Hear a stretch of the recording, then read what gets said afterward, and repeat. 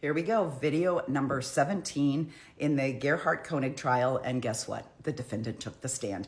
This is very rare. Normally people in this situation do not take the stand. In fact, their attorneys strongly advise them not to. But I'd been saying, and for a few videos now, that I thought this guy was gonna take the stand because, and when I talked about, if you go back, I think it's video 15 maybe, where I talk about all of his online activity, I think he's proven, at least if I'm on the jury, the impression I get is that he is obsessed with being right. And his testimony underscored that in a huge way. And I've already complained like a half a dozen times at how this defense attorney asks questions. I swear to God, he needs a close friend, a family member, a colleague that he trusts to tell him, write down the fucking question you want to ask. Then cross out like the 17 words that you don't need in the question and then read the question from a piece of fucking paper. Because this man is so scatterbrained that it's so hard to follow the thread. And Gerhardt is no better. And I kept waiting for someone to object. I kept waiting for the judge to be like, can we move this along? Because he was rambling. But there's also that saying, like, when your enemy is, just let them go, because they're gonna put themselves into a pickle. And I think that's exactly what he did. If you went back and watched this testimony, you're gonna get a lot of this. The defense goes, okay, so describe that. Well, wait. Let me ask this first. So you said earlier that you and Ariel, you were getting along, correct? That's how long it takes him to get a question out.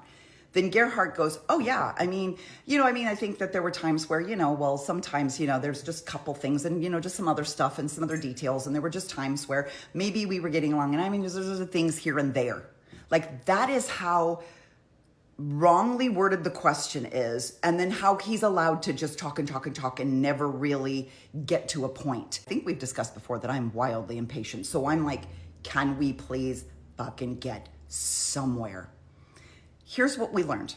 So they start off with Gerhardt talking about their life in Pittsburgh, how he met Ariel. They met online dating. He'd already been previously married. He had 2 children. Now, while he's doing this is super important to the jury because the jury needs to see him as a normal guy, a good guy, and this is all the flavor that could make him look like a good guy. But his frickin' defense attorney keeps cutting him off.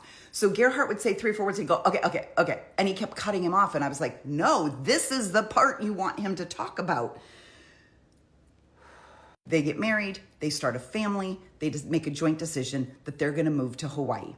Emil, who's in high school at the time, they were gonna stay put until he was out of high school. But Emil's like, you know what, I'll go.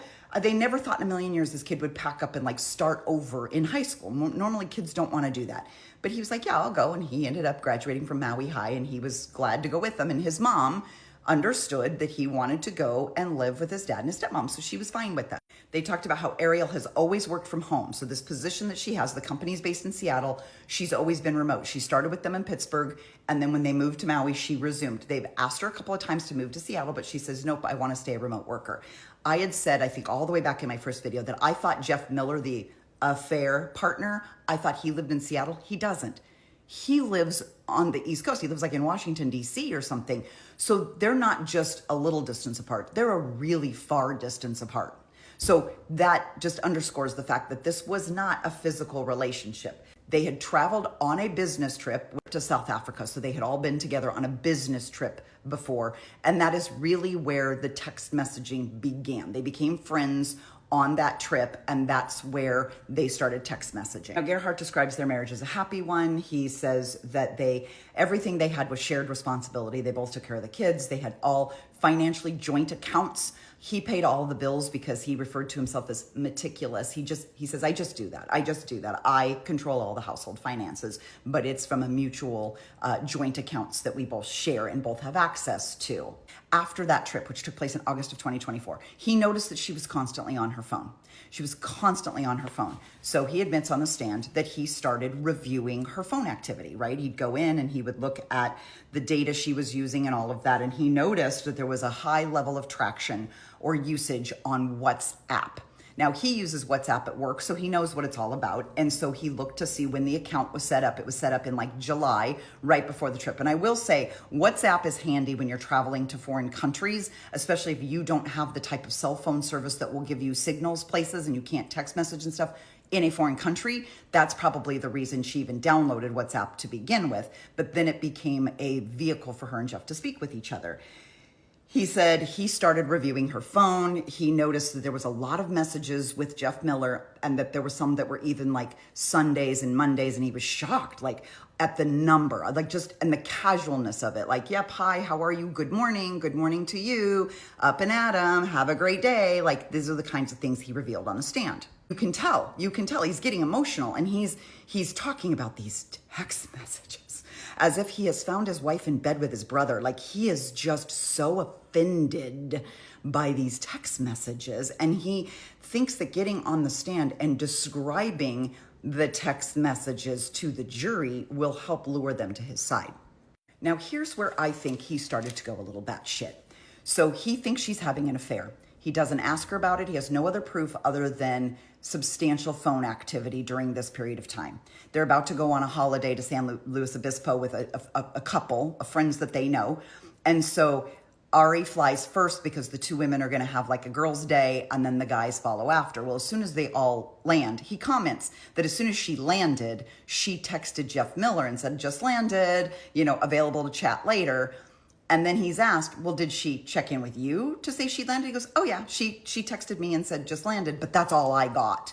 So he's upset that Jeff Miller's getting more of his wife's text attention than he is. Ari testified to this, that he told their friends, this other couple, he told them both, Ari's having an affair. She's cheating on me. Now, I don't know at what level he said, let me back that up and say, she's just sent a couple of thousand texts to this guy, nothing physical, doesn't bother to put those disclaimers in. But he gets to the friends first and tells them, I'm going to confront her on this trip. So just so you know, this trip might not be all that fun. According to him, he approached her. She said yes. She admitted that she was having an inappropriate relationship and that she wanted to work on their marriage. They talked about, should we live apart? And they decided, no, we've got little kids. We need to stay together. We've got to figure out a way to work through this. He says that she agreed to limit her contact with Jeff Miller, which is exactly what she testified to. He wanted her to quit her job. He's saying she agreed to quit her job, but it was going to take time. She needed to find something else in her field, and it was going to take a while before she could find another job. But in the meantime, they would make the moves to make sure she had no time alone with Jeff. There was a point where she was supposed to go on a work trip, and she canceled it because her husband asked her to. She lied and said she had a family emergency and couldn't go on the work trip. I said a dozen times he's a narcissist, and he is, because it was so important to him to get to the friends first so that the friends would hear his side of the story and think she's a bad person who wronged him. And he testified that he felt like Ari's side of the story, when she was going and she was telling the friends and she was talking to her parents, he was sure she wasn't telling them the whole story, and he needed them to hear his story. His story is the one that needs to be believed, not hers. What she was probably doing is minimalize this relationship. Like, we're just friends, we're just texting, it's really not a big deal, but I'm jumping through all these hoops to make Gerhardt happy. But that infuriates him because then people aren't on his side. More than anything, he wanted to catch her in a lie so he could prove to everybody what a bad person she was, and they would all take his side. I'm running out of time. I have to come back with another video about the incident and what he has to say.